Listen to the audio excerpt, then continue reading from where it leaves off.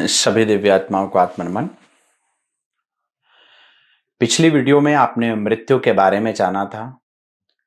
Akashic intelligence access की इसी कड़ी पे ये अगली वीडियो है।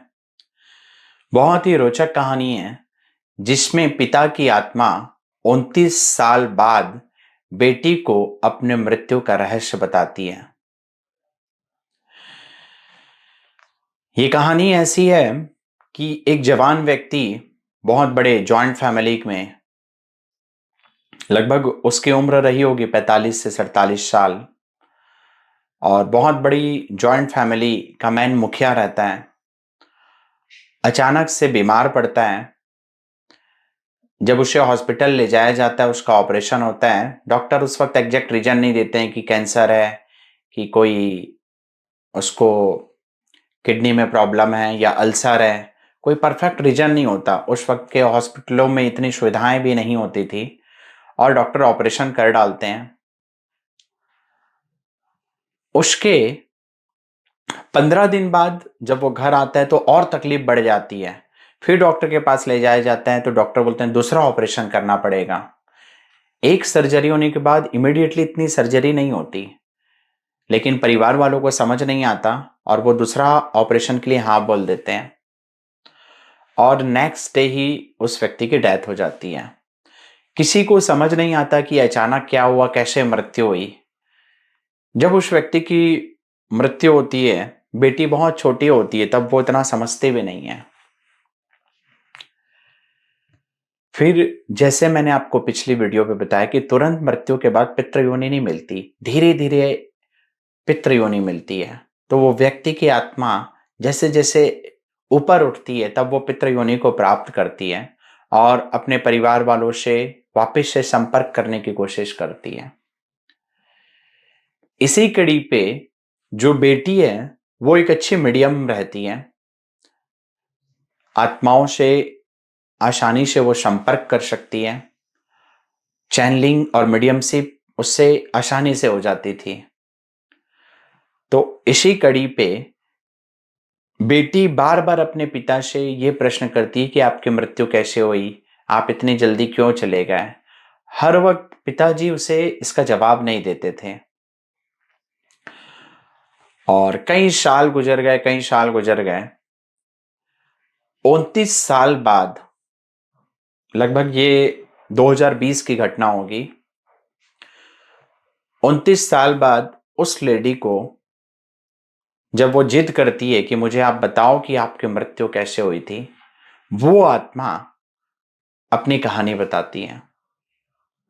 कहानी सुन के बड़ा आपको आश्चर्य होगा।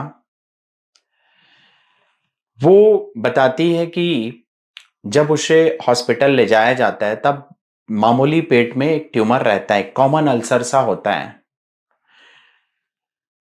उस वक्त के हॉस्पिटल में आपने सुना होगा 1990 के 92-95 के दौरान बहुत सारी किडनी चोरी होती थी हॉस्पिटलों में। तो उस व्यक्ति की ऑपरेशन ट्यूमर का करने की बजाय डॉक्टर किडनी चुरा लेते हैं। और ये जो मैं आपको बता रहा हूं एक सच्ची घटना है, क्योंकि बाद में उस हॉस्पिटल पे ऐसे केसेस हुए थे और वो कई पकड़ाए भी थे जो लोग ये बदमाशी कर रहे थे। आजकल तो ये संभव नहीं है, बट एक दौर में ऐसा हुआ था। शहर का नाम, डॉक्टर का नाम या हॉस्पिटल का नाम ये मैं आपको नहीं बताऊंगा और मैं कभी भी डॉक्टरों के प्रोफेशन से जुड़ी हुई चीजों के लिए मैं उनका मजाक भी नहीं बनाऊंगा। डॉक्टर बिल्कुल भगवान की तरह होते हैं, लेकिन इस घटना पे वो डॉक्टर जरूर अपराधी थे। उस डॉक्टर ने जब किडनी चुरा ली, उसके बाद इनका एक कॉमन ऑपरेशन कर दिया गया और घर भेज दिया गया और कहा गया कि ये ट्यूमर निकल गया है। घर में आने के बाद थोड़े इन्फेक्शन फैल जाते हैं और तकलीफ होने लगती है। तो 15 दिन बाद वापस जब ले जाते हैं तो सारे डॉक्टर फिर इकट्ठा होते हैं और ये जब पेशेंट आता है, पेशेंट हल्का बेहोशी में होता है क्योंकि पेन से परेशान होता है। उसी बेहोशी की अवस्था में डॉक्टर लोग एक दूसरे से चर्चा कर रहे होते हैं कि हमने तो अब इनकी किडनी निकाल ली, अब क्या ऑपरेशन करेंगे, इनका अगर ये ऑपरेशन अभी करेंगे तो भी दिक्कत है, इन्फेक्शन हो सकता है। वो व्यक्ति इस कथन को सुन लेता है, डॉक्टरों की बात को, और थोड़ा सी होश आता है तो वो डॉक्टर के सामने ही बोलता है कि आप लोग ये काम किए हैं, मैं ये बाहर जाके लोगों को जरूर बताऊंगा। आप लोगों ने मेरी किडनी चुराई है, ये मैं बाहर जाके सबको बताऊंगा। तभी एक डॉक्टर गुस्से में बोलता है, बाहर तुम जा पाओगे तब बता पाओगे ना। ये बोल के उसे इंजेक्शन दे दिया जाता है। इंजेक्शन देने के बाद वो व्यक्ति बेहोश हो जाता है और अगले दिन, मतलब एक रात गुजरने के बाद सुबह वो नहीं देख पाता, सुबह 5 बजे उसकी डेथ हो जाती है। व्यक्ति की आत्मा बहुत पीड़ित होती है, बट एक फेज को पार कर जाती है, और क्योंकि आत्मा बहुत समझदार थी, अपने मृत्यु के रीजन और दूसरी चीज को देख पा रही थी, तो बहुत जल्दी पितृ योनि में आती है और उसे आभास होता है जो भी हुआ कि इसमें किसी का दोष नहीं है, वो मृत्यु तो लिखी थी, सिर्फ मैं माध्यम बना।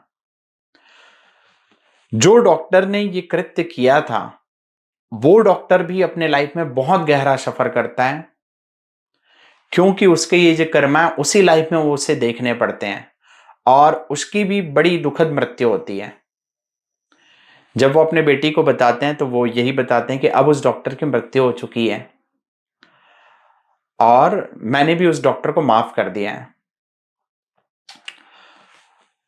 ये रहस्य जब वो बेटी के सामने उजागर करते हैं, बेटी काफी अचंभित होती है। तो संसार में बहुत सारी चीजें होती हैं,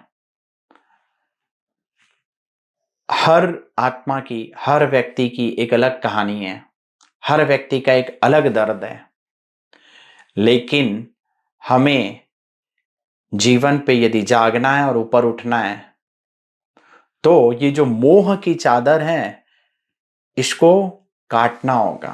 जितना मोह रहेगा उतना दुख रहेगा। इस मोह को काट के ही हम ऊपर की ओर जा सकते हैं। ये विषय आपके सामने रखने का मकसद किसी डॉक्टर को बदनाम करना नहीं था। आपके सामने रखने का मकसद यह है कि मृत्यु कभी भी किसी की भी कैसे भी आ सकती है, और जब भी आए होश पूर्वक मृत्यु को स्वीकार करें। मृत्यु का रीजन कोई दूसरा व्यक्ति, जब कृष्ण बोलते हैं अर्जुन को, कोई दूसरा माध्यम बन सकता है, लेकिन वो अवश्यंभावी है। तो जब वो फेज से गुजरे, होश पूर्वक गुजरे, तो मरने के बाद भी आपकी कभी मृत्यु नहीं होगी, क्योंकि आत्मा सदैव अमर है। आप सभी के भीतर बैठी उस अमर आत्मा को मैं नमन करता हूं। हम सभी उस मृत्यु के पार जो अमृतमय जीवन है उसको हासिल कर पाएं, यही कामना है। धन्यवाद।